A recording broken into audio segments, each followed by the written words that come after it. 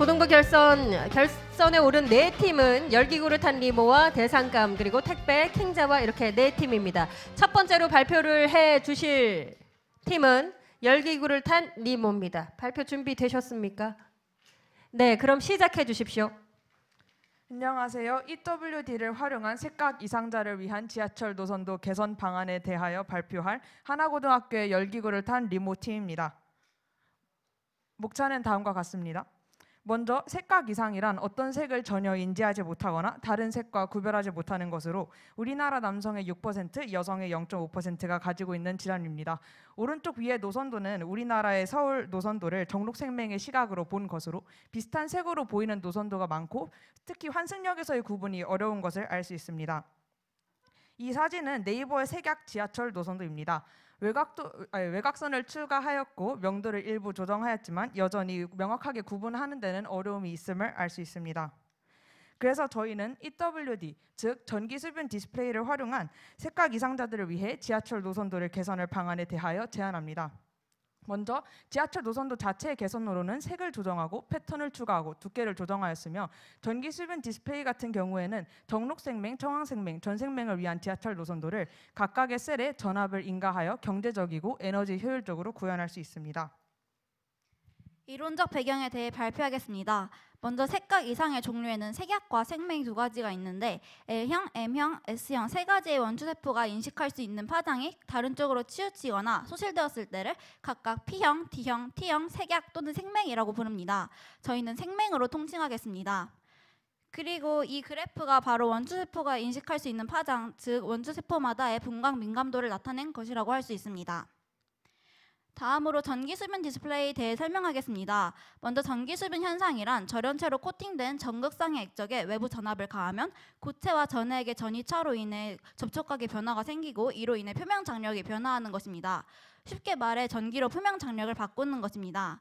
이것이 응용된 것이 EWD인데 인과 전압에 따라 오일이 이동해 빛을 구현하고 구현할 색은 빛을 반사하여서 효과적으로 색을 표현한 디스플레이입니다. 원하는 셀에만 전압을 인가할 수 있어서 전력 소모가 LCD의 10%에 불과할 정도로 경제적으로도 환경적으로도 효율적이라고 할 수 있습니다. 다음으로 제안 내용입니다. 저희는 컬러 오라클이라는 프로그램을 활용해서 지하철 노선도를 정록생명, 청황생명, 전생명의 시각으로 바라보았는데요. 구별이 되는 색 스펙트럼의 경계를 각각 혼동선으로 설정하고 혼동선을 기반으로 지하철 노선도에서 수정해야 할 노선의 번호를 선택하였습니다. 정록생명과 청황생명에서 채택한 노선이 겹치는 경우도 발생을 하였는데 이 경우에는 혼동선 두 개를 각 하나의 그래프에 표현한 다음에 그 그래프에서 교집합을 찾아서 그 안에서 색깔을 선택하는 것으로 방법을 적용하였습니다. 이 알고리즘으로 1에서 5호선의 색을 구분하였고 특히 2호선은 색 구분 능력 강화 알고리즘을 활용해서 PPT와 같이 초록색의 명도를 조정하였습니다.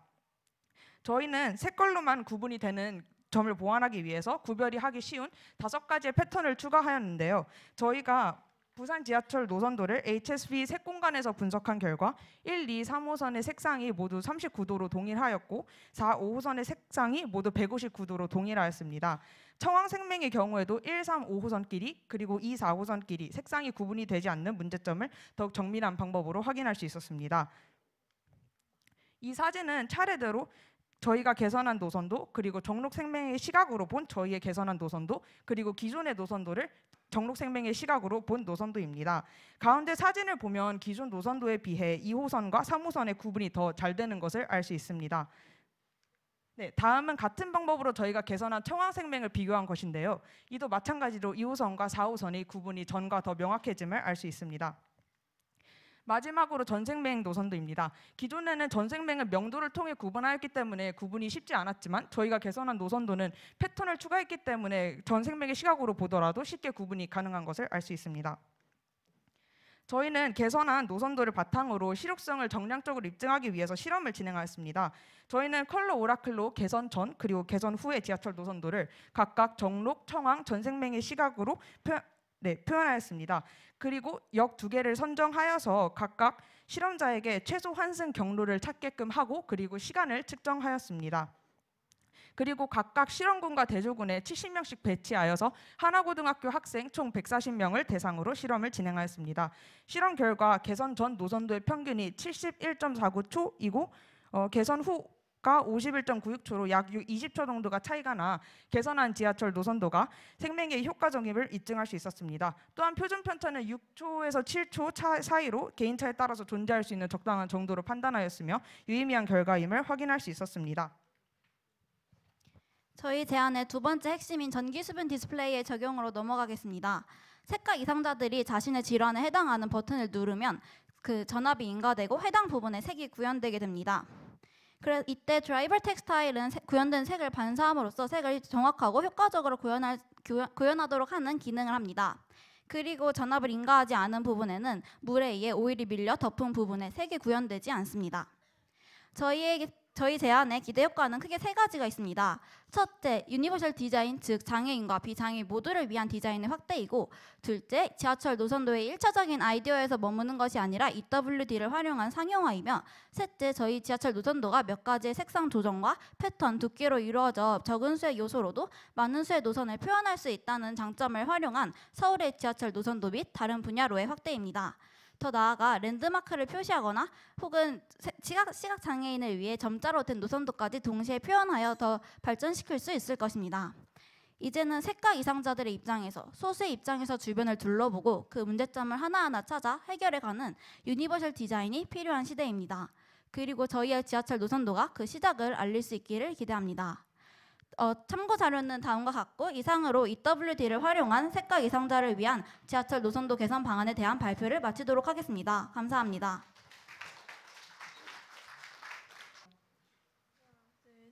안녕하십니까. 녹조 호착 기술의 극대화를 위한 포맷선 성질의 응용 방안 탐구에 대해 발표할 대전동신과학고등학교 대상감팀입니다. 우선 저는 저희가 본선 때 발표한 내용을 빠르게 한 번 더 요약하여 정리해드리도록 하겠습니다. 우선 탐구 동기인데요. 저희는 올해 뉴스에서 낙동강에서 최악의 녹조가 발생함에 따라 우리가 마시는 물과 우리가 먹는 농산물까지 피해를 받고 있다는 것을 알게 되었습니다. 저희는 그 이후 기존의 녹조 제거 기술에 대해 알아보았는데요. 대표적으로 녹조 감시 제거선, 가장 많이 사용되고 있다는 황토살포, 물순환 설비, 살포제, 마이크로 버블 장치 등을 알 수 있었습니다. 그런데 앞서 말씀드린 기존의 녹조 제거 장치들은 많은 비용을 야기하고 2차적인 환경오염을 발생시킬 수 있으며 일시적인 효과를 볼 수밖에 없다는 단점이 있었는데요. 따라서 저희는 이러한 단점들을 극복하여 좀 더 발전시킬 수 있는 방향으로 연구를 진행하였습니다. 이때 저희가 주로 사용한 원리는 다음과 같습니다. 그림과 같이 포물선과 그 주축이 있을 때 주축에 평행하게 입사한 빛은 초점에 모이게 된다는 포물선의 광학적 성질이었습니다. 저희의 탐구 목적은 다음과 같은데요. 유체에서의 포물선의 성질을 증명하고 이를 통해 장치를 설계하여 최종적으로는 이를 실생활에 적용시켜보고자 하였습니다. 저희는 이를 위해 총 2가지의 실험을 진행하였는데요. 첫 번째로는 포물선의 성질이 유체 속에서도 적용될 것이다 라는 가설을 세우고 그림과 같이 긴 수조에 물을 채우고 거기에 종이 비닐 조각을 띄운 뒤 포물선 구조물에 물의 흐름을 발생시켜 이에 변화 양상을 관찰하였습니다. 그리고 두 번째 실험은 포물선의 방정식에 따라 실험 결과가 달라질 것이다 라는 가설을 세운 후 y제곱은 2x, y제곱은 4x 두 포물선을 가지고 실험을 진행하였습니다. 이것은 저희가 실험에 사용했던 포물선 구조물의 모습입니다. 첫 번째 실험 결과 저희는 포물선의 성질이 유체 속에서도 적용이 되며 유체의 흐름을 제어 가능하다라는 결론을 얻을 수 있었습니다. 그리고 두 번째 실험 결과 더 좁은 포물선에서 퍼짐 현상이 적다라는 결론을 세울 수 있었습니다. 저희는 이에 따라 포물선의 성질에 적용 가능한 녹조 흡착 기술로 가산화수소, 전이차, 마이크로 버블 장치를 제안하였습니다. 네, 저희는 저번에 여기까지 발표를 마친 후 다양한 조언을 들었는데 그 조언으로 저희의 연구 방향을 좀 발전시켜 보았습니다. 첫 번째로 들었던 조언 중에 녹조에서도 유체에서도 그 포물선의 광학적 성질이 적용된다는 그 사실이 신뢰도가 떨어질 뿐 아니라 실제 자연에 적용했을 때 다양한 요소들에 의해 방해받을 것이다라는 조언이었습니다. 그래서 저희는 이 조언을 듣고 새로운 아이디어를 제시하였는데 광학적 성질이 줄어들거나 아예 사라지게 되더라도 결국 녹조는 초점이 아니더라도 원점과 초점을 잇는 그 선분상에 위치하게 될 것이다라는 저희 아이디어였습니다. 즉 보시는 것처럼 초점에 모이지 않더라도 그 원점과 초점을 잇는 선분 어딘가에 위치하게 될 것이고 저희는 이 점을 이용하고자 하였습니다. 그래서 저희가 첫 번째로 계획했던 실험은 실제로 그 포물선 구조물을 놓았을 때와 놓지 않았을 때 녹조의 제거 비율이 얼마나 변화하는지를 직접 아까에 나온 아이디어를 이용하여 실험해보고자 하였습니다. 그래서 저희는 보시는 것처럼 총 3가지, 즉 과산화수 수술을 사용한다는 것과 그리고 포물선 구조물을 직접 이용해서 녹조의 번식량을 비교해 본다는 것, 그리고 UV 장치를 이용해서 농도를 분석한다는 것 3가지를 고려하여 실험 방법을 설계하였습니다. 그래서 먼저 저희가 대조건으로, 즉 포물선 구조물을 사용하지 않은 수조를 제작했는데 그 농축한 녹조 1g을 이용하여 일정한 정도의 녹조 용액을 만들게 됩니다. 그 이를 수조에 풀어 UV 장치를 이용해서 다양한 농도의 녹조 용액을 만들어서 이를 검정곡선으로 나타내게 됩니다. 그리고 최종적으로 아까 만들었던 그 수조를 이용해요 총 20ml의 과산화수 수를 골고루 살포하게 됩니다. 그래서 이렇게 만들어진 그 수조 용액을 총 3일간 동일한 실험실에서 방치하여 최종적인 녹조가 번식한 후의 농도를 UV 장치로 측정하게 됩니다. 저희가 두 번째로 설계한 실험구는, 즉 포물선 구조물을 사용한 수조에서는 앞서 말한 것과 같이 동일한 방법으로 수조를 제작하게 됩니다. 그 후 아까와는 달리 포물선 구조물을 위치시킨 뒤에 물의 흐름을 만들고 계속해서 하나의 뷰렛을 이용해서 20ml의 과산화수를 살포하게 됩니다. 그래서 마찬가지로 이 수조를 동일한 조건에서 3일간 방치한 뒤 얼마나 번식했는지를 최종적으로 UV 장치로 분석하게 됩니다. 그래서 저희가 또 두 번째로 들었던 조언 중에 강의 폭이 1km가 넘는 곳도 많이 있는데 구조물을 하나만 사용할 경우 이 강도를 이기지 못하고 부러지거나 아니면 휘어지는 경우가 있을 것이다. 반대로 여러 가지의 구조물을 사용한다면 그 비용이 너무 많이 들 것이라는 조언이었습니다. 그래서 저희는 직접 이를 실험을 통해서 과연 여러 개의 구조물을 사용했을 때 그 비용이 얼마나 많이 차이가 나는지, 그리고 실제 효율은 어떻게 달라지는지 직접 실험해보고자 하였습니다. 그래서 앞서 말한 수조 제작 방법과 동일하게 수조를 제작한 뒤 그 4개의 4분의 1 비율로 만들어진 포물선 구조물 4개를 나란히 배치하여 총 4개의 뷰렛으로 마찬가지로 20ml의 과산화수를 살포하게 됩니다. 해서 동일한 조건 하에서 이를 3일간 방치하게 되고 최종적으로 그 번식한 후의 농도를 UV 장치로 분석하게 됩니다. 그래서 저희가 첫 번째 실험, 즉 실제로 포물선 구조물이 있을 때와 없을 때 녹조 제거 효율이 어떻게 달라지는지 실험을 해본 결과 보시는 것처럼 최종 녹조 농도가, 즉 번식한 녹조의 양이 실험군의 경우가 대조군의 경우보다 더 적었음을 알 수 있었습니다. 그리고 저희가 두 번째로 진행했던 실험의 경우에는 저희가 여러 개의 포물선 구조물을 사용했을 때 그 재료의 양을 직접 비교해 보았는데 약 10g 정도 덜 들었을 뿐만 아니라 최종적인 녹조의 농도, 즉 번식한 녹조의 양까지 줄어듦을 알 수 있었습니다. 그래서 저희는 이러한 실험 결과를 바탕으로 첫 번째 실험 결과 약 녹조 번식량이 20%포인트 감소했다라는 결론을 얻을 수 있었고, 두 번째 실험 결과로 녹조 번식량이 약 10%포인트 감소할 뿐만 아니라 포물선 구조물의 제작 시 비용까지 약 20%포인트 감소한다는 결론을 얻을 수 있었습니다. 그래서 저희의 이러한 연구를 통해 기존에는 환경오염 그리고 다양한 인력 비용, 인력 문제, 비용 문제 등을 야기했던 녹조 제거 기술들을 저희의 포물선 구조물을 사용함으로써 비용 문제, 환경 문제, 인력 문제를 모두 해결할 수 있을 것이다라는 결론을 얻었습니다.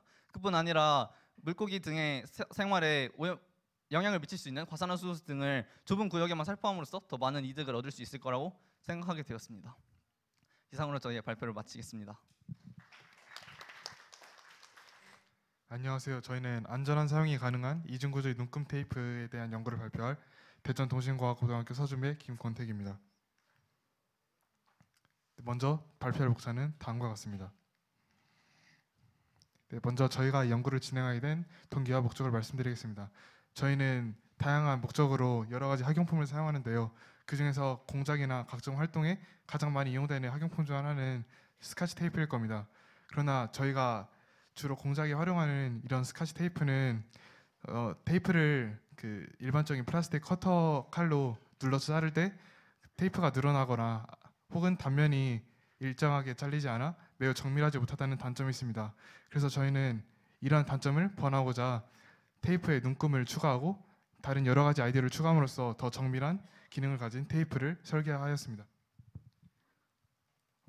다음은 선행 연구입니다. 저희랑 비슷한 연구는 총 2가지 정도가 있었는데 먼저 이 그림에 보이는 것은 그 테이프 위에 직접적으로 눈금을 코팅한 방법이 있었고, 또 다른 방법으로는 직접적으로 눈금을 코팅하지만 열에 의해서 그 눈금을 지울 수 있는 방법이 있었습니다. 먼저 이 그림에 보이는 것의 문제점은 눈금이 있는 테이프를 부착한 후에도 눈금이 계속 남아있기 때문에 미관상으로도 굉장히 좋지 않고, 또한 글자가 있는 곳에 붙이게 된다면 글자가 가리는 등의 이유로 굉장히 불편합니다. 뿐만 아니라 열을 이용해서 테이프의 눈금을 지우게 된다면 인위적인 요인으로 사용할 때는 그 직접 드라이기를 이용해서 열을 가해줘야 할 불편함도 있고, 자연적으로 마찰 혹은 태양열에 의해서 그 눈금이 사라진다는 단점이 있어서 저희는 이 눈금을 조금 더 효율적으로 활용하고자 다음 연구를 진행하였습니다. 네, 저희가 연구를 진행하면서 중점을 둔 4가지가 있습니다. 먼저 저희가 연구를 진행하면서 가장 첫 번째로 불편함을 느낀 부분이 정밀도가 부족한 경우이기 때문에 정밀성을 높이기 위하여 연구를 진행하였고, 또 저희가 이 정밀성을 높이기 위하여 커팅기를 칼날로 대체하였습니다. 따라서 이 칼날로 사용하는 기능이 사용자의 안전성 또한 수반해야 된다고 생각하여서 안전성을 또한 중심 목표로 삼았습니다. 또한 새로운 형태의 테이프를 제안했을 때 사람들이 생소한 것임에도 쉽고 빠르게 적응하고 수월하게 이용하기 위해서 접근성과 편리성 또한 중점으로 두었습니다. 다음은 아이디어에 대해 설명드리도록 하겠습니다. 아이디어는 총 2가지로 테이프랑 그리고 테이프를 자를 수 있는 커팅기로 구성되어 있습니다. 먼저 테이프의 아이디어부터 설명드리도록 하겠습니다. 테이프는 아까 눈금을 좀 더 효율적으로 제거하기 위해 양면 테이프 구조를 활용하였고, 또한 눈금의 가독성을 증가시키기 위해 보색 대비라는 원리를 사용하였습니다. 먼저 양면 테이프의 구조에 대해 간단히 설명드리도록 하겠습니다. 여기 보이시는 것 중에 연보라색은 테이프에 눈금이 코팅되어 있는 코팅지이고, 그리고 이것은 저희가 실질적으로 사용하는 투명한 색 테이프입니다. 그 테이프를 절단할 때는 이 2개가 합쳐져 있기 때문에 눈금을 보고 정밀하게 절단할 수 있고, 이후 사용할 때 눈금이 새겨져 있는 코팅지를 벗겨내면서 사용할 수 있기 때문에 투명한 색의 테이프만 사용할 수 있습니다. 뿐만 아니라 일정 간격으로 그 서로 보색인 관계의 색깔을 배치함으로써 테이프 눈금을 얼만큼 센지 헷갈리지 않도록 가독성을 증가시켰습니다. 보색 대비에 대해 간단히 설명드리도록 하겠습니다. 옆에 있는 건 보색 대비 표고요. 그리고 보색 대비는 색상 대비 중에서 서로 보색이 된 색들끼리 나타내는 대비 효과로 보색끼리 이웃하게 배치하게 되면 색상이 더욱 뚜렷하게 보여 선명하게 보이는 현상입니다. 따라서 저희는 이 현상을 이용하여 가독성을 증가시켰습니다. 다음은 커팅기입니다. 커팅기는 총 1차, 2차 그리고 최종으로 총 3번에 걸쳐서 설계를 하였습니다. 첫 번째 1차 도면에서는 안전을 위해서 칼날을 안쪽에 집어넣었기 때문에 처음 사용하고 나서 2번째 테이프가 안쪽에 존재하기 때문에 이후 테이프를 사용하기 굉장히 번거롭고 현실적으로 불가능했습니다. 따라서 저희는 이 테이프의 칼날을 어떻게 하면 안전하고 또한 편리하게 사용할 수 있을까 고민해가지고 칼날을 바깥쪽에 빼는 대신에 칼날 위에 따로 안전장치를 구비하여 손가락이 다치지 않도록 구상하였습니다. 이후 2차원적인 도면을 3D 모델링을 통해 3차원적인 도면으로 바꾸었습니다. 그 중에서 핵심 부분인 커팅기의 구조에 대해 설명드리면, 커팅기는 총 6개로 되어 있고 누름판 그리고 안전장치 그리고 테이프 통로 그리고 용수철 그리고 나와 있지는 않지만 칼날과 테이프 커팅기의 본체입니다. 그리고 저희가 사용했던 거는 생체 모방 기술을 칼날에 적용했는데요. 그 칼날을 많이 사용하다 보면 칼날이 마모됨으로써 정밀한 절단을 불가능하게 할 수 있습니다. 따라서 저희는 비버의 앞니를 모방하는데, 비버의 앞니는 따로 가리지 않아도 평생 날카로운 상태를 유지하게 되는데, 그 이유는 앞면과 뒷면에 코팅되어 있는 마모 속도가 다르기 때문이라고 합니다. 따라서 저희는 마모 속도가 서로 다른 2개의 금속을 이용하여 마모 속도의 차이가 발생하게 됨으로써 날카로운 칼날면이 유지되어 지속적으로 반영구적으로 정밀한 커팅이 되도록 하였습니다. 이는 PPT로 구현한 칼날의 작동 원리를 대충 만들어 본 건데, 안전장치가 누름판을 누르게 되면 칼날과 안전장치가 같이 내려가게 되면서 테이프가 잘리고, 그리고 손가락에 안전장치가 먼저 부딪히게 됨으로써 칼날에 베이지 않도록 하는 원리입니다. 따라서 저희가 직접 제작한 모델은 다음과 같습니다. 네, 저희가 제작한 이 테이프를 통해서 여러 가지 효과를 얻을 수 있습니다. 먼저 불필요한 테이프의 낭비와 더 깔끔한 절단을 통해서 환경적으로나 경제적으로나 훨씬 더 많은 이득을 볼 수 있습니다. 또한 더 정밀한 테이프의 사용으로 인해서 학습 및 공작 면에서 더 정밀한 제작이 가능하고, 또한 이러한 정밀한 테이프의 사용은 많은 분야에서 더 과학적이고 더 정확한 결과를 가져올 수 있습니다. 그리고 저희가 저번에 심사위원분들에게 지적받았던 부분이 도대체 테이프를 정밀하게 만들어서 어디에 사용할 수 있는지에 대해 질문을 해주셨습니다. 따라서 저희는 이것을 자료조사 및 분석을 통해서 다음과 같은 결론을 얻을 수 있었습니다. 글로벌 산업용 테이프에 저희는 위와 같은 걸 적용하면 좀 더 효율적으로 사용할 수 있을 것을 생각합니다. 왜냐하면 글로벌 산업용 테이프 시장이 현재 약 50조 원이고 앞으로도 굉장히 많은 발전 가능성이 있을 것으로 보이기 때문입니다. 산업용 테이프는 옛날에는 자동차 산업 등에서 조립과 같은 부분에서만 사용됐지만 현재는 전자기기 등의 부품도 제작하는 데 굉장히 많이 사용됩니다. 테이프를 사용하게 됨으로써 부품 사이 공간 최소화 및 품질 면에서 굉장히 많은 이득을 얻을 수 있고, 실제로 테이프를 정밀하게 사용해야 제품의 마감도에 테이프의 정밀성이 굉장히 마감도에 영향을 많이 주기 때문에 저희 아이디어를 적용하면 산업 쪽에서 조금 더 효율적인 생산이 가능할 것으로 보입니다. 이상으로 저희 발표를 마치겠습니다. 감사합니다.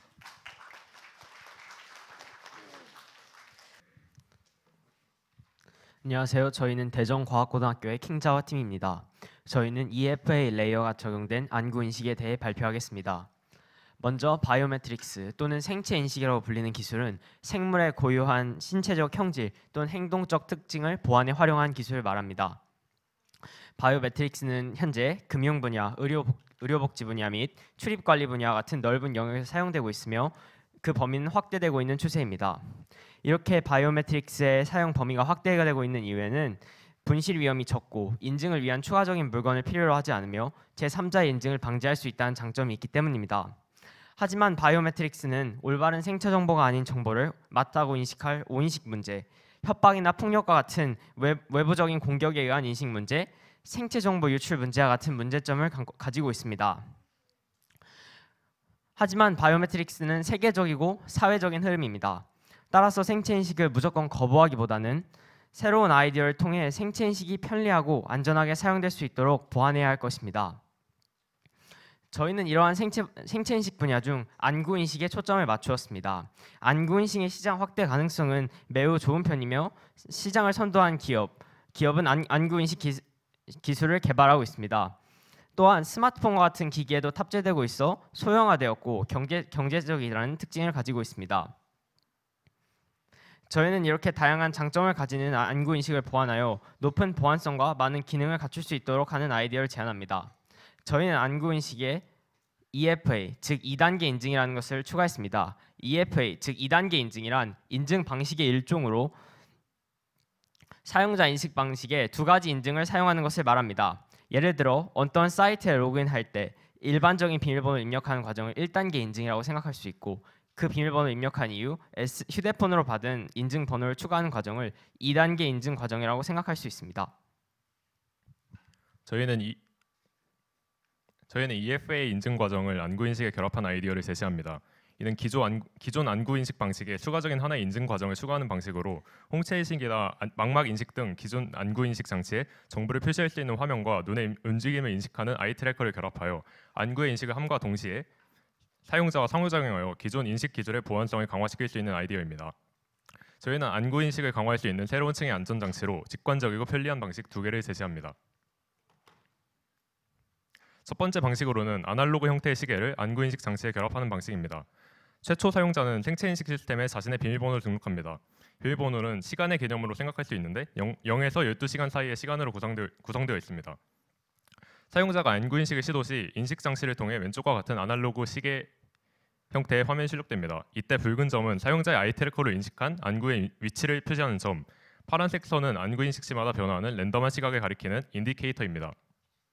사용자는 파란색 선으로 표시된 시각에 자신의 키를 더한 시각을 계산하고 이 시각 방향으로 눈을 이동시킵니다. 마지막으로 눈을 한 번 깜빡이면 결과가 제출됩니다. 이때 안구 인식 정보와 제출된 눈의 위치 정보가 모두 같다면 인증 절차가 완료됩니다. 두 번째로는 숫자를 표시하는 디스플레이에 안구 인식 장치를 결합한 방식이 있습니다. 최초 사용자는 생체 인식 시스템에 자신의 비밀번호를 등록합니다. 이때 비밀번호는 0에서 99 사이의 정수 값으로 구성됩니다. 사용자가 안구 인식을 시도 시 인증기기는 인식 장치를 통해 임의의 숫자를 출력합니다. 사용자는 화면에 출력된 숫자와 자신의 키를 이용해 간단한 계산을 진행하고 계산값의 각 자릿수의 홀수 짝수를 판단하여 이 결과를 눈을 깜빡이는 동작으로 전달합니다. 안구 인식 결과와 제출된 결과가 모두 맞다면 인식이 완료됩니다. 2FA 인증 방식은 다양한 장점을 갖습니다. 첫째로 추가적인 인증 절차가 추가됨에 따라 타인 인식률을 낮출 수 있으며 안구 정보를 확보하여도 인증 시스템을 통과하기 어렵기 때문에 높은 보안성을 기대할 수 있습니다. 둘째로 기관이 원하는 보안 수준에 따라 추가되는 2차 인증 레이어의 복잡성을 유동적으로 변경할 수 있으므로 높은 보안 자율성을 갖습니다. 또한 생체 정보가 유출되더라도 충분한 대응 시간이 확보되기 때문에 생체 정보 유출 시 피해가 감소될 수 있으며 또한 타 기기를 휴대하거나 2차 인증을 위해 비밀번호를 입력하지 않아도 되며 기기와 신체가 직접적으로 접촉되지 않으므로 거부함이 적어 편리성이 높습니다. 또한 이 방식은 기존 안구 인식 장치와 그 형태가 크게 다르지 않고 눈의 작은 움직임만으로 입력값을 전달하므로 관찰을 통한 유추가 난해합니다.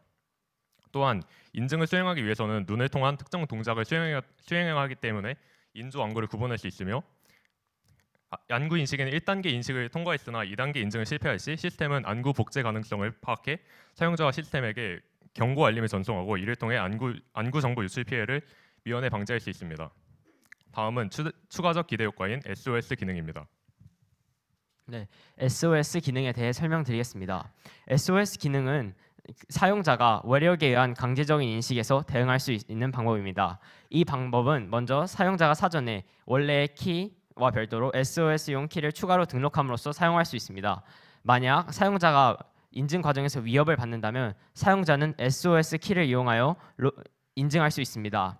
이때 인증 과정은 그 전과 비슷하지만 SOS 기능을 이용하면 인증 기기는 이를 인식하고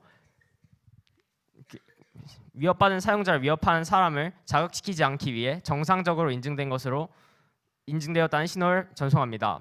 다만 그 뒤에서 인증 기기는 관련 기관이나 수사기관 등에 비상사태를 신고하는 기능입니다. 이를 통해서 위협받은 사용자를 보호하고 보안성을 보다 강화할 수 있게 합니다. 또한 SOS 기능은 변형되어 일상생활 속에서도 널리 사용될 수 있습니다. 예를 들어 미행을 당한 상황에서 안구만을 이용하여 미행하는 사람 모르게 신고할 수 있으며 또한 인증 과정에서의 눈의 떨림을 감지하고 건강상의 문제를 판단하여 의료기관이나 관련 기관, 가족 등에게 전달하는 시스템을 만들 수 있습니다.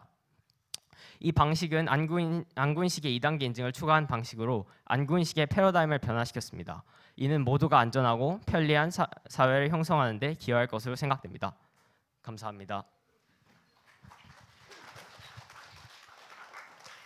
네 팀의 발표를 바탕으로 해서 토론 25분간 진행하도록 하겠습니다. 먼저 질문할 팀 손 들어 주십시오.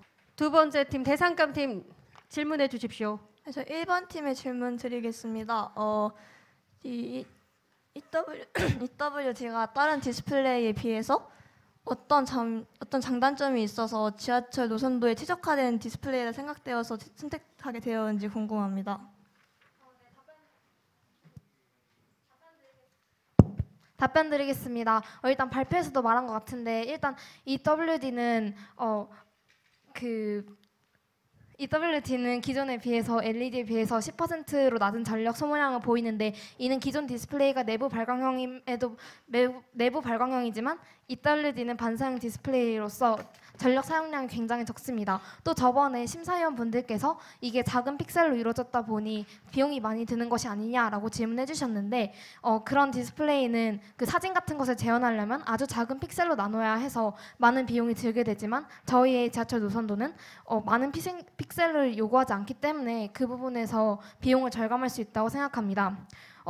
또 컬러 컨버션의 경우 이게 디스플레이에서 구현한 것과 그다음에 실제로 종이로 뽑은 것과 그 색깔이 많이 다를 수 있는데 EWD의 경우 이런 컬러 컨버션이 굉장히 종이와 유사하여서 디스플레이에 구현한 색이 실제로 색각 이상자에게 이용될 확률이 좋습니다. 그다음에 저희는 네이버 지하철 노선도와 같은 경우에는 이 생명에 관한 것을 그 모든 생명을 하나로 통칭해서 하나의 지하철 노선도만 제한했는데 저희는 각각 청황생명과 전생명 그리고 정록생명으로 그 종류를 구분하여서 각각의 전압을 인가하여 그 색을 구현하는 식으로 하여서 각각의 생명에 보다 효과적인 지하철 노선도를 제한하였습니다. 근데 여기서 저희가 여쭙고 싶었던 거는 그 지금 존재하고 있는 수많은 디스플레이가 있고 그 디스플레이뿐만 아니라 아날로그 방식을 사용한 후에 거기 LED를 입히는 방식 등등의 다양한 방법이 있는데 하필 꼭 색각 이상자를 위하는 지하철 노선도를 개발하는 과정에서의 그 EWD의 장점을 여쭙고 싶은 겁니다. 정기적인 뿐만이 아니라 그 색각 이상자에게 유리할 수 있는 어떤 장점이 있는지 궁금합니다. 네, 저희가 아까 그 가장 큰 부분은 아무래도 전압과 관련된 부분이고 이것이 색각 이상자에게도 큰 도움이 될 것이라 생각합니다. EWD의 특성상 전압을 인가한 부분에 색이 구현되기 때문에 평소 일반인이 볼 평상시에는 그 전압을 인가하지 않기 때문에 그냥 빛이 반사되어서 나타나서 별도의 전압이 필요하지 않습니다. 하지만 그 생명이 자신에 해당하는 버튼에 누르면 그때 나타나기 때문에 색각 이상자들이 보다 효과적으로 한 번에 잘 인식할 수 있을 거라 생각합니다.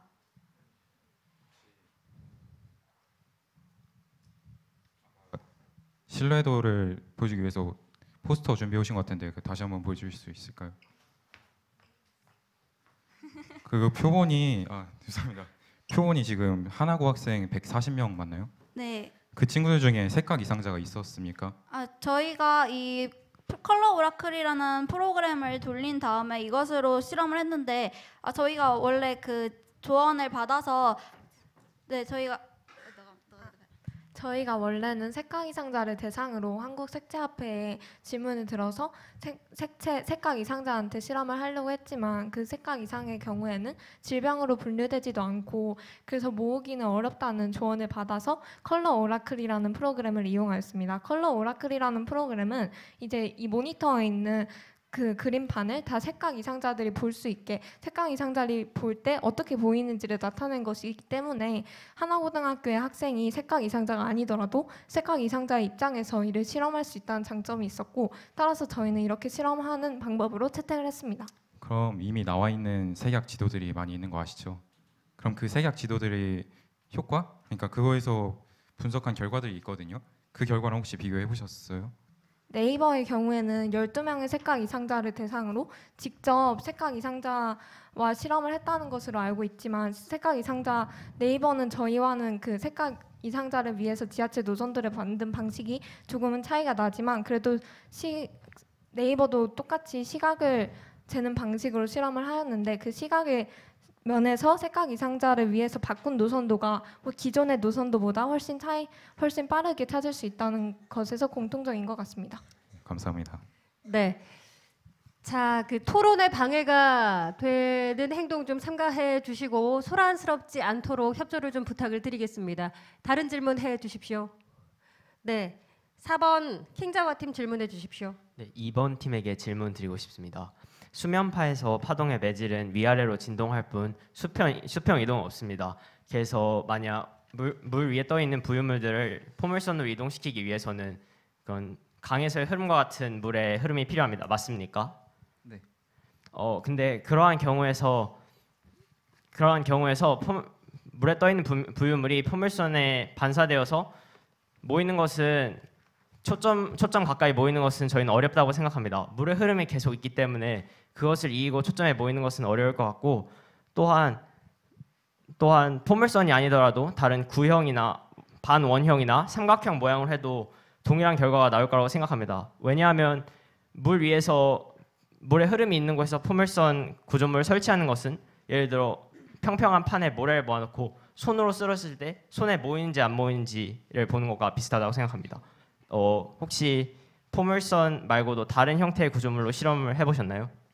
네, 먼저 일단 저희는 포물선만을 이용해서 실험을 진행하였는데 저희가 이렇게 실험을 진행하게 된 이유가 저희가 첫 번째로 아이디어를 얻었던 점이 포물선의 성질에서 그 초점에 모인다는 점을 이용하기 위해 실험을 진행했기 때문에 저희가 포물선을 이용하게 됐습니다. 근데 아까 말씀하신 것처럼 실제로 그 강의 흐름이 계속해서 있기 때문에 그 녹조가 초점에 모이기 힘들고 뒤로 밀려날 것이다라는 말씀을 해주셨는데 저희가 이번에 새로 제시한 아이디어가 이러한 점을 보완해서 과연 그러면 만약에 해류가 너무 느릴 경우에는 녹조가 그냥 포물선 구조물의 표면을 타고 중점으로 모일 수도 있는데 그러한 점을 이용해서 결국 녹조가 초점에 모이지 않더라도 그 원점과 초점을 잇는 선분상 그 어딘가에 위치하게 될 것이기 때문에 그 점을 이용해서 과산화수 수술을 살포하거나 다양한 기술을 사용하게 된다면 초점에 완벽하게 모일 때만큼의 효과는 아닐지 몰라도 기존의 녹조 제거 기술에 어느 정도 보완을 할 수 있다라고 생각을 해서 아이디어를 제시하고 실험하게 되었습니다. 그렇다면 포물선이 다른 곡면이나 삼각형 형태의 그런 장치보다 더 좋다는 근거나 생각이 있으신가요? 저희가 생각을 할 때 일단 기본적으로 구형이나 그런 경우에는 대부분의 반사되는 녹조들이 원점으로 모이게 될 가능성이 큽니다. 근데 포물선의 경우에는 어느 정도 광학적 성질이 적용이 되기만 한다면 그 점으로 모이는 성질이 기본적으로 가지고 있기 때문에 물론 실험을 진행해보진 않았지만 그리고 원형에서도 반원형에서도 똑같은 효과가 일어날 수도 있는 가능성은 있지만 저희가 이상적으로 생각을 해보았을 때 포물선을 사용하는 경우가 적어도 삼각형을 사용하거나 원을 사용하는 경우보다는 조금 더 이상적인 효과를 얻을 수 있다라고 생각했습니다. 답변 감사합니다. 네, 열기구르탄 리모 질문해 주십시오. 4번 팀에게 질문하겠습니다. 지금 아이 트래커로 지금 분석한 눈의 움직임 분석한 것이 화면에 붉은색의 점으로 표시된다 했는데, 근데 그 화면에서 아날로그 시계로 제시된 것이 있고 붉은색의 아이 트래커가 어디를 가르치는지 안다면 그 옆에 있던 사람이 본다면 암호 키를 알 수 있는 것 아닌가요? 그리고 추가적으로 키는 얼마나 복잡한지 묻고 싶습니다. 1에서 12까지 숫자, 또 그다음에 두 번째로 짝수와 홀수를 단순히 구분하는 것이라면 굉장히 그 암호키의 보안 수준이 굉장히 낮은 것 아닌가요? 그리고 추가 질문이 하나 더 있는데, 홍채 인식의 문제점으로 오인식 문제를 드셨는데 그 EFA 시스템을 적용을 하려면 두 개의 보안 체제 모두 오인식 문제가 없어야지 그게 성립하는 것이 아닌가 묻고 싶고, 만약에 이게 맞다면 굳이 왜 홍채 인식을 시도하셨는지, 그냥 암호로 하면 안 되는지에 대해서도 묻고 싶습니다. 두 번째 답변에 대해 일단 먼저 답변 드리겠습니다. 일단 오인식 문제라는 것은 예를 들어 이 사람의 개인 정보로 등록된 장비에서 다른 사람의 정보가 인식될 확률을 의미하는 것으로, 이것은 생체 인식을 사용하는 기기에서 전부 나타날 수밖에 없는 현상입니다. 또한 이는 확률적인 현상으로 일반적으로 비밀번호를 사용하는 환경에서도 동일하게 적용될 수 있다고 생각합니다. 따라서 저희의 의견은 보안성을 강화함으로써 그것을 개선하는 방안이라고 답변을 해드리고 싶습니다. 그리고 첫 번째 방안에서는 그 아이 트래커의 점으로 키가 유출될 수 있다고 말씀하셨는데, 그래서 저희는 방법 1, 시계를 이용하는 방식과 방법 2, 숫자를 이용하는 방식 두 가지를 제안하였습니다. 예를 들어 스마트폰과 같이 화면이 노출되는 상황에서는 방식 2를 사용할 수 있을 것이고, 무슨 보안이 요구되는 시설에서 눈을 가까이 근접하는 상황에서 옆에 사람이 없는 경우라면 방식 1을 사용할 수 있을 것이라고 생각합니다. 또한 키의 그런 얼마나 세분화되는 거에 따라 질문하셨는데, 예를 들어 저희가 제시한 방법 1, 시계 방법으로 설명드리자면 그 키의 단위는 2시간 간격으로 끊어질 수도 있고 30분 간격으로 끊어질 수 있습니다. 이래서 저희가 보안 자율성이라는 개념을 제시한 것입니다. 그리고 추가적으로 질문하셨던 부분이 보안성이 약하다고 하셨는데, 이런 인증 과정을 아까 같이 세분화함으로써 보안성을 충분히 늘릴 수 있다고 생각하고, 또 숫자의 길이를 2자리가 아닌 3자리 또는 2자리 숫자 2개를 하면 그런 보안성은 지수적으로 증가할 거라고 생각합니다. 네, 그리고 아까 말씀하신 것에 추가에 하나만 더 여쭙고 싶습니다. 아까 SOS 기능이 있다고 하셨잖아요. 그 기능에 대해서는 굉장히 긍정적으로 생각을 합니다. 하지만 아까 말씀하신 잠금을 푸는 그 방법 중에 자신의 키를 가지고 이것을 계산값을 가지고 인증을 하는 것으로 저는 이해를 했습니다. 하지만 SOS 같은 경우에는 정말 급한 상황에 사용을 하는 거고, 보안 안정성을 위해서는 조금 더 긴 자리나 복잡한 계산을 하는 것이 용이할 텐데, 과연 그렇게 긴급한 상황에서도 계산이 쉽게 가능할지 그 실효성을 여쭙고 싶습니다. 그리고 방금 답변해 주신 거에 대해서 잠깐 재질문을 하고 싶은 게 있는데, 제가 만약에 그 기기를 썼을 때 그걸 다른 정보를 인식할 수 있다는 거는 다른 사람이 그 기기를 이제 인식을 시도를 했을 때 저의 정보를 인식을 해서 풀릴 수도 있다는 있다고 이제 역으로 생각할 수도 있을 것 같고, 저는 보안성의 강화에 대해서 묻고 싶은 것도 있지만 효율성에 대해서도 묻고 싶은데요. 오인식의 문제가 만약에 생체 정보 인식 시스템 자체의 문제라고 하시면 그거를 개선할 방안에 대해서 생각은 해보셨는지, 그리고 왜 굳이 비효율적이라고 생각되는 오인식이 있는 시스템을 거기다가 넣어야 했을지에 대해서도 궁금합니다. 생체 인식을 보안이 요구되는 상황에서 생체 인식을 사용하는 이유가 무엇이라고 생각하시나요? 그것은 바로 오인식률이 있음에도 불구하고 편리성이 존재하기 때문입니다. 기존 방식처럼 그냥 암호를 입력하는 방식도 사용할 수 있지만 생체 인식을 굳이 사용한 이유는 사용자들의 편리성을 위해 사용하는 것이고, 그것 때문에 오인식률은 필연적으로 생겨나는 것이지, 그거를 저희가 생체 인식을 도입하는 거에 있어서 오인식률을 없애겠다 이런 식으로 말씀하기 힘들 거라고 생각합니다. 그럼 그 편리성에 대해서 말씀하셨는데 계산을 2번이나 하고 또 자신의 키를 가지고 나온 식을 바로바로 계산을 해야 되는데 이것은 불편하다고 생각을 안 하시는 건가요? 그거는 2FA 인증 방식을 사용하고자 하는 사람은 그런 부담을 감당할 수 있을 것이라 생각하고 그런 부담을 감당하기 어렵다면 기존 하나의 인증 방식을 사용하는 인증 방식으로도 사용자들은 아까 2FA 방식만큼의 엄청난 보안성을 얻을 수는 없겠지만 어느 정도의 보안성을 얻을 수 있습니다.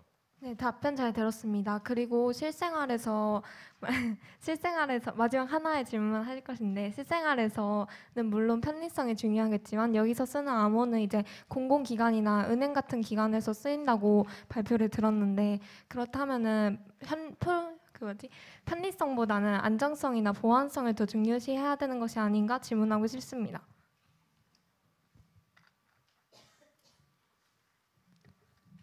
보통 그러한 상황에서는 2차 인증 방식을 사용하는데 2차 인증 방식을 사용함으로써 보안성을 증가시킬 수 있습니다. 그래서 저희가 홍채 인식을 포함한 안구 인식에서 2차 인증을 사용하는 방식을 제안한 것입니다. 저희는 사조에게 질문을 드리고 싶은데요. 네네. 그 생체 2FA를 이용한다는 게 그 아이 트래커와 홍채 인식기기가 주된 인식기기인 것 같은데 휴대폰에 적용되는 그런 카메라에서 홍채 인식과 아이 트래킹을 동시에 할 수 있는지 혹시 그런 기술 사례가 있는지 한번 여쭤보고 싶습니다. 저희가 제시한 방법을 구현하기 위해서는 디스플레이 그리고 아이 트래커 그리고 기본적으로 홍채 인식 장비가 필요한 것은 맞습니다. 하지만 최근에 출시되고 있는 스마트폰을 보면 예를 들어 삼성전자사의 최신 스마트폰을 보면 홍채 인식 장비가 들어있고 휴대폰인 만큼 당연히 디스플레이가 탑재되어 있습니다. 또한 카메라로 인식하는 정보는 당연히 소프트웨어적으로 안구 인식을 실현할 수 있을 것으로 생각됩니다. 그 스마트폰 카메라에서 아이 트래킹이 되는 것도 확인해 보셨습니까 혹시? 그 부분은 확인하지 못했습니다. 알겠습니다. 네, 시간이 많이 지금 없기 때문에 심사위원님들 질문 하나 혹은 2개만 받도록 하겠습니다. 이 녹조 흡착 기술에서 보면은 과산화수소 농도를 몇 %짜리 썼어요? 저희가 그걸 정확히 그 학교의 화학 시작장에 들어있는 걸 사용했는데 저희가 그걸 기록을 하지 않아서 지금 잘 기억이 나지 않습니다. 아니 그게 굉장히 중요한 이유가 우리가 이전 예를 들어서 지금 사실 과산화수소 대신에 키스트에서는 소듐 하이포클로라이트인가 NaOC에 락스에 쓰는 성분으로 시도하기도 하고 그랬거든요. 근데 그게 사실 다 실패를 했어요. 실패를 했는데 왜냐하면 자칫하다가는 이 과산화수소 농도가 어느 정도에 따라서 녹조는 죽이지만 그 다른 생태계까지 파괴할 수가 있기 때문에 미생물을 먹는 그런 이전 것도 많이 녹조를 먹는 거나 적조를 먹는 그런 것도 미생물도 했지만은 생태계 파괴 때문에 다 나중에는 취소를 했거든요. 그래서 그런 것들은 농도가 상당히 굉장히 중요한데 제가 보니까 대충 이전 많이 실험실에 썼다면 한 30%짜리 과산화수소를 썼다고 그랬을 때는 그 정도 양을 넣으면은 그 밑 근처에 있는 생태계는 다 파괴될 수 있을 거라고 생각을 하는데 그거를 한번 굉장히 신경을 써야 될 것 같아요. 저 한마디만 들어도 될까요? 답변 하나. 네네. 저희가 그래서 처음에 아이디어를 제시를 할 때 저희가 처음에 포물선 구조물을 제시를 하고 여기에 적합한 기존 제거 기술 중에 좋은 것 중에 저희가 과산화수소를 쓰면 좋겠다라고 저희가 제안을 했던 이유가 실제로 말씀하신 것처럼 과산화수소를 실제로 사용할 때 물고기의 생태계에 영향을 주거나 그런 영향 때문에 그걸 사용을 하지 않는 경우가 많았는데 저희의 구조물을 사용을 한다면은 그걸 녹조를 전체의 과산화수소를 살포하는 것이 아니라 그 포물선의 초점 부근에 좁은 위치에 녹조를 모아놓은 상태에서 살포하고 그러면은 그게 퍼져나가기 전에 증발하는 그런 효과를 기대를 해서 그나마 조금 기존에 비해서 그 알코올이나 아니면 등등의 NaOCl 그리고 과산화수소 등의 생태계 영향을 최소화할 수 있을 것이다라고 생각을 해서 이 아이디어에 적합하다라고 제안하게 되었습니다. 할 말은 많은데 줄여달라고 해서 줄이겠습니다. 아니 지금 교수님이 그 과산화수소 농도는 굉장히 중요한 거고 시약장에서 그냥 꺼냈으면 다 물일 수도 있어요. 이게 다 분해돼 가지고 그러니까 처음 시약 뚜껑을 열고 농도를 컨트롤하는 게 굉장히 중요하고 나는 알고 있는데 물어볼게. UV 장치가 뭘 얘기하는 거예요? 중광광독의 장치로 일단 그 광원에서 빛이 나가면 그 광원에서 됐어요. 그 화장 얼마에서 측정을 했어요? 300에서 600. 네, 300에서 600 나노미터 전체를 스캔을 해서 먼저 정성 분석을 통해서 최대광 화장을 알아낸 다음에 그걸로 정량 분석을 진행했습니다. 저기 유량하고 유속 그 통제는 뭘로 했어요? 저희가 그냥 흐름을 발생시킬 장치를 원래 처음에는 방수가 되는 모터를 이용할까라고 해서 조금 더 정밀하게 그걸 시도를 하고자 하였는데 그런 게 저희가 그 시간상 그걸 구하는 여건이 부족해서 저희가 저희 학교에 있는 그 비탈면을 이용해서 선풍기의 원리를 이용해서 그 파력 발전을 하듯이 그거를 물의 흐름을 만들어줄 수 있는 수동 장치. 예. 1조는 왜 그 추가 데이터 자료를 파워포인트에다가 안 넣고 그 포스터에다가 들고 나왔어요? 사실 저희가 학교에 140명이나 실험을 하려다 보니까 그때 당시 실험이 안 끝난 상황이어서 따로 이렇게 갖고 왔습니다. 그 여러분들이 앞으로도 발표를 할 기회가 있을 텐데 발표 자료는 여기 청중이 다 볼 수 있는 크기로 만들어 와야 돼요. 그거 저 뒤에 계신 분이 읽을 수 있을까요? 발표 자료를 파워포인트를 바꾸더라도 그걸 저기다 넣는 게 훨씬 좋았고 네. 다른 조도 글씨가 너무 작아서 안 보이는 경우들이 많습니다. 다음부터는 그런 거는 좀 고치고요. 2조는 그 지난번에 지적을 받았다고 열심히 실험을 새로 하기는 했는데 그 대조군이라고 한 첫 번째 실험 그거는 물을 움직였나요? 안 움직였나요? 그 경우에는 저희가 실제 강을 그냥 모티브로 해서 움직인 거기 때문에 그냥 강에 골고루 살포한다라는 것을 생각해서 그 흐름은 주지 않았습니다. 네. 그러면 그 여기 그러고 데이터도 첫 번째 대조군은 나중에 0.054였고 첫 번째 실험은 0.044였는데 그 두 번째 실험과 세 번째 실험을 구분을 할 때는 다시 0.44가 아니고 0.054가 됐어요. 숫자가. 네. 저희가 그거를 거기 두 번째 실험에서 비교를 하고자 했던 거는 저희가 그 포물선 구조물을 작은 걸 여러 개 사용했을 때의 효과를 기존에 그냥 포물선 구조물이 없을 때의 효과랑 어떻게 달라지는지를 비교하고자 하여서 그렇게 진행을 하였는데 큰 포물선과 작은 포물선 세 개인데 그러니까 첫 번째 대조군 실험은 아무것도 없는 거. 물을 젓지도 않은 거. 네. 두 번째는 물을 젓고 큰 포물선 사용한 거. 세 번째는 물을 젓고 작은 포물선 3개 사용한 거. 근데 이거의 데이터가 이거 비교할 때는 0.044였는데 이렇게 비교를 할 때는 0.054가 됐어요. 그 어느 게 맞는 데이터예요? 이게 잘못 쓴 거예요? 아니면 그 실제 데이터예요? 저희가 말씀하시는 게 두 번째 실험의 결과를 발표를 할 때 그 대조군의 그 데이터가 0.054였다라는 부분을 그게 저희가 사실 어떻게 보면 실험의 오류라고도 할 수 있는데 저희가 대조군을 거기서 비교를 할 때 거기에서의 대조군은 물을 움직이지 않은 그 첫 번째 수조를 대조군으로 생각을 하고 발표를 하였는데 말씀하신 것처럼 만약에 좀 더 제대로 발표를 하고자 하였다면 그 두 번째 실험군 즉 큰 포물선 하나를 사용한 경우와 작은 포물선 여러 개를 사용한 경우를 비교했어야 하는데 저희가 그 첫 번째 수조와 그러니까 그 0.054는 첫 번째 데이터란 네. 말이죠. 그러면 그 결론이 뒤집어져요. 작은 구조물을 사용을 한 게 더 비효율적입니다. 그리고 지금 실험 가지고는 그 포물선의 영향을 본 것이 아니고 물을 가만히 놓고 뿌린 거와 물을 움직여 놓고 뿌린 거 여기가 훨씬 더 교반이 잘 되겠죠. 네. 그러니까 이게 교반의 효과인지 아니면 포물선의 효과인지 그걸 보기가 좀 어려워요. 그 부분은 실험의 실수였다고 인정하겠습니다. 네. 자, 이것으로 고등부의 발표와 토론 모두 마치도록 하겠습니다. 자, 그러면 이제 전국 무한상상 과학탐구 서바이벌 대전 고등부 결선 결과가 나왔습니다. 먼저 열기구를 탄 리모 팀부터 확인하겠습니다. 603점 대상감 팀의 점수입니다. 583점 택배팀의 점수입니다. 562점 마지막 킹자와 팀의 점수입니다.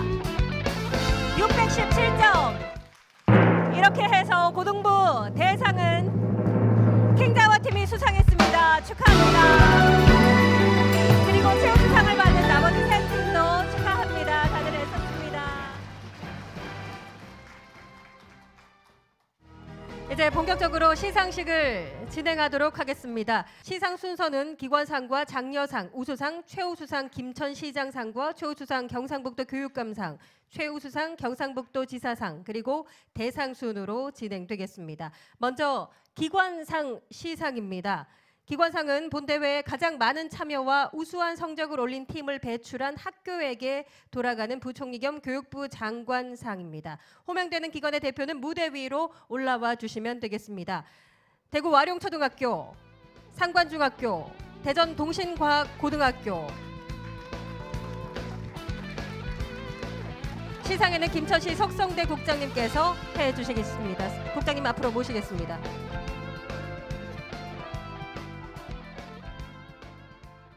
상장 초등부 기관상 대구 와룡초등학교. 위 기관은 제5회 전국 무한상상과학탐구 서바이벌 대전에서 활발한 학생들의 참여와 우수한 성적을 거두었기에 이 상장을 드립니다. 2018년 11월 17일 교육부 장관 유은혜 대독. 축하드립니다. 여러분 축하의 박수 부탁드립니다. 꽃다발 받으시고요. 축하드립니다. 이어서 상관중학교입니다. 상장 중등부 기관상 상관중학교. 소중한 내용 전과 같습니다. 축하드립니다.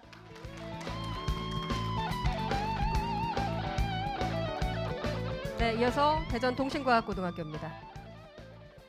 상장 고등부 기관상 대전 동신과학고등학교. 소중한 내용 전과 같습니다. 축하드립니다.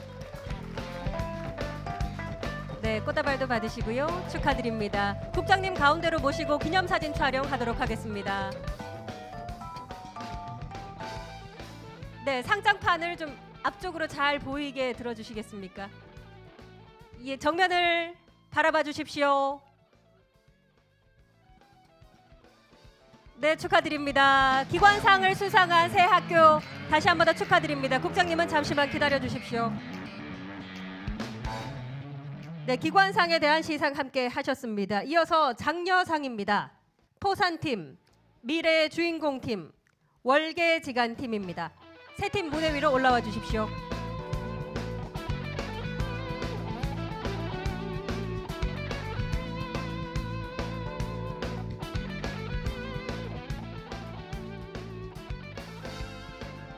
네, 먼저 포산팀부터 전달하겠습니다.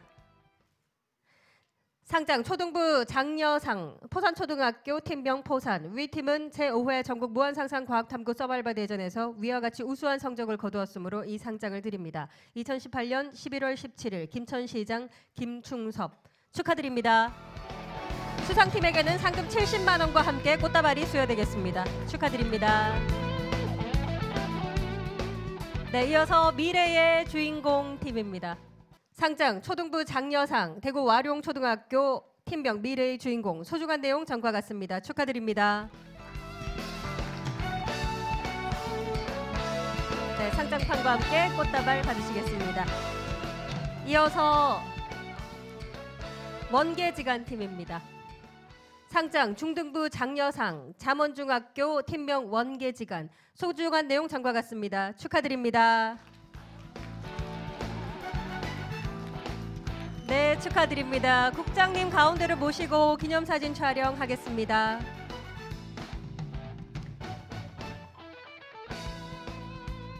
네, 정면을 바라봐 주십시오. 축하드립니다. 수상팀 세 팀 다시 한 번 더 축하의 말씀을 드리겠고요. 국장님은 조금만 기다려 주십시오. 장려상에 대한 시상 함께 하셨습니다. 자, 이어서 우수상 시상입니다. 호명되는 네 팀은 무대 위로 올라와 주시기 바랍니다. 사이언스 올림포스 팀, II 팀, 이데아 팀, 무지개 팀 대표 2명씩 무대 위로 올라와 주시기 바랍니다.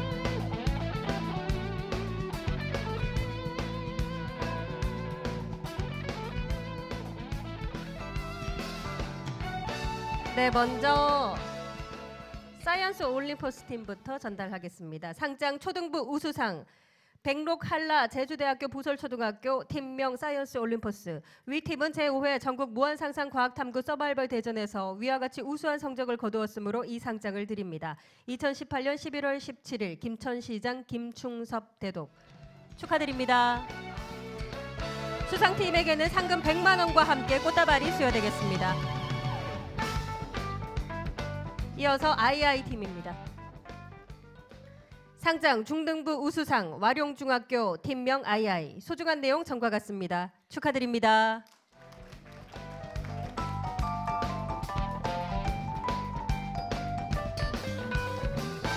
네, 축하드립니다. 이어서 이대하 팀입니다. 상장 중등부 우수상 정평 신릉 소현중학교 팀명 이대하. 소중한 내용 전과 같습니다. 축하드립니다.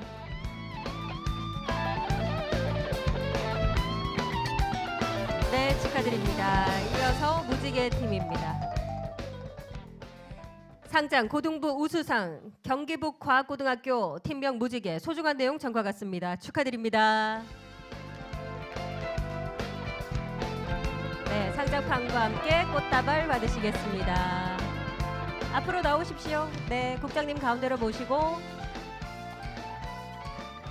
기념 촬영하겠습니다. 상장판을 앞으로 잘 보이게 들어주시기 바랍니다. 정면을 바라봐 주십시오. 환한 미소 부탁드리겠습니다. 네, 축하드립니다. 네, 팀 다시 자리로 모시겠습니다.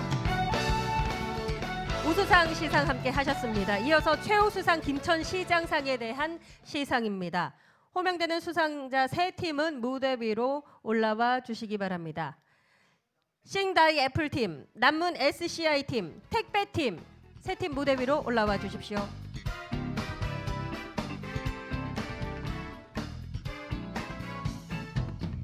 먼저 싱다이 애플부터 전달하겠습니다. 상장 초등부 최우수상 아름초등학교 싱다이 애플. 위 팀은 제5회 전국 무한상상과학탐구 서바이벌 대전에서 위와 같이 우수한 성적을 거두었으므로 이 상장을 드립니다. 2018년 11월 17일 김천시장 김충섭 대독. 축하드립니다. 수상팀에게는 상금 200만 원과 함께 꽃다발이 수여되겠습니다. 다음 남문 SCI입니다. 상장 중등부 최우수상 남문중학교 팀명 남문 SCI. 소중한 내용 전과 같습니다. 축하드립니다.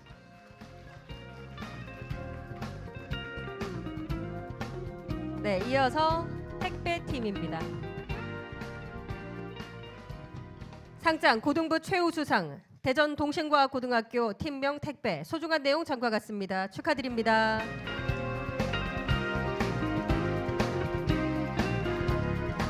네, 국장님 가운데로 모시고 기념사진 촬영하겠습니다.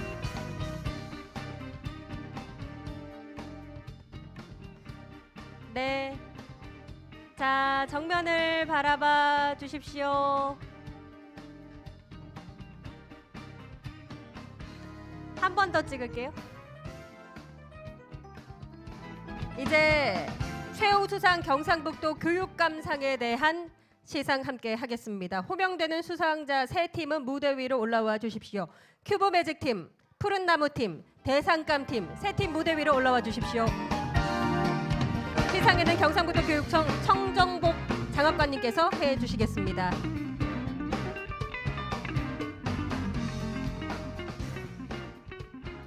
네, 먼저 큐브 매직부터 전달하겠습니다.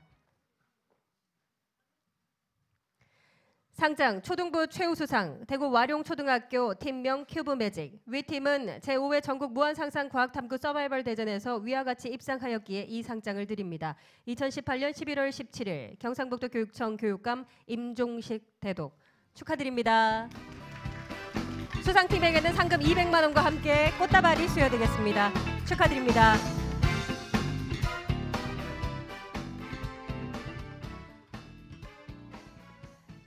네, 전달하겠습니다. 상장 중등부 최우수상 마리마운트 아카데미 인터내셔널 팀명 푸른나무. 소중한 내용 전과 같습니다. 축하드립니다. 네, 꽃다발도 받으시겠습니다. 축하드립니다. 다음은 대상감 팀입니다. 상장 고등부 최우수상 대전 동신과학고등학교 팀명 대상감 소중한 내용 전과 같습니다. 축하드립니다.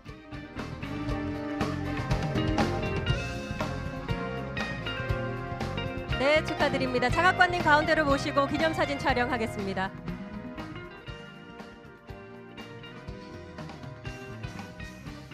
네, 정면을 바라봐 주십시오. 네, 다시 자리로 모시겠습니다. 시상해 주신 천종복 장학관님께도 감사의 말씀을 드리겠습니다. 다음은 최우수상 경상북도 지사상에 대한 시상입니다. 호명되는 수상자 세 팀은 무대 위로 올라와 주시기 바랍니다. 아두이노단 팀, 브라더 김 팀, 열기구르탄 리모 팀, 세 팀은 무대 위로 올라와 주시기 바랍니다. 시상에는 경상북도 김종화 계장님께서 해 주시겠습니다. 계장님 앞으로 모시겠습니다.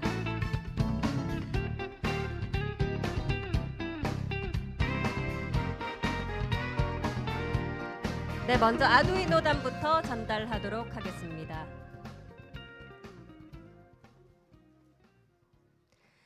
상장 초등부 최우수상 운곡초등학교 팀명 아두이노단. 위 팀은 제5회 전국 무한상상과학탐구 서바이벌 대전에서 위와 같이 우수한 성적을 거두었으므로 이 상장을 드립니다. 2018년 11월 17일 경상북도 도지사 이철루 대독. 축하드립니다. 수상팀에게는 상금 200만 원과 함께 꽃다발이 수여되겠습니다. 네, 축하드립니다. 다음 브라더 김 팀입니다. 상장 중등부 최우수상 부일중학교 팀명 브라더 김. 소중한 내용 전과 같습니다. 축하드립니다.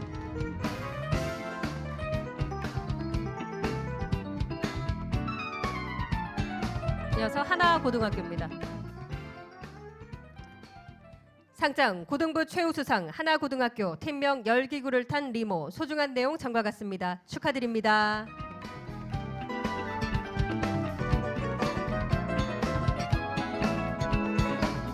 네, 축하드립니다. 기념 촬영하도록 하겠습니다.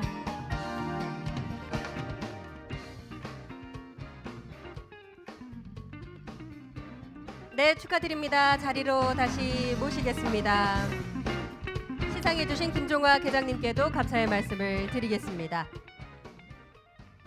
자, 이제 대상 시상만을 남겨놓고 있습니다. 각 부문별 대상은 과학기술정보통신부 장관상이 시상이 됩니다. 그리고 각 팀에게는 300만 원의 상금이 수여되겠습니다.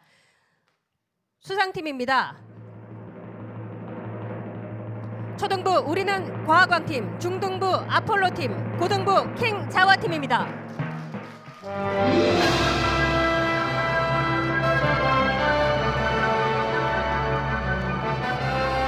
시상은 국장님께서 해주시겠습니다. 석성대 국장님 무대 위로 모시겠습니다.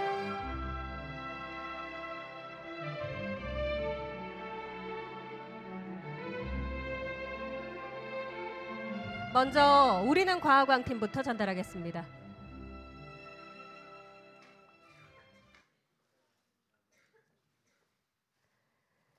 상장 초등부 대상 대구 와룡초등학교 팀명 우리는 과학왕. 위 팀은 제5회 전국 무한상상과학탐구 서바이벌 대전에서 위와 같이 우수한 성적으로 입상하였기에 이 상장을 드립니다. 2018년 11월 17일 미래창조과학부 장관 유영민. 축하드립니다. 상장과 함께 상금 300만 원이 수여되겠습니다. 축하드립니다. 다음 아폴로 팀입니다. 상장 중등부 대상 순천 왕운중학교 팀명 아폴로. 소중한 내용 전과 같습니다. 축하드립니다. 역시 상장과 함께 상금 300만 원 그리고 꽃다발이 전달되겠습니다. 축하드립니다. 이어서 킹자와 팀입니다. 상장 고등부 대상 대전과학고등학교 팀명 킹자와. 소중한 내용 전과 같습니다. 축하드립니다.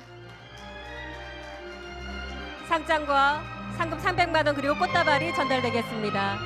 축하드립니다.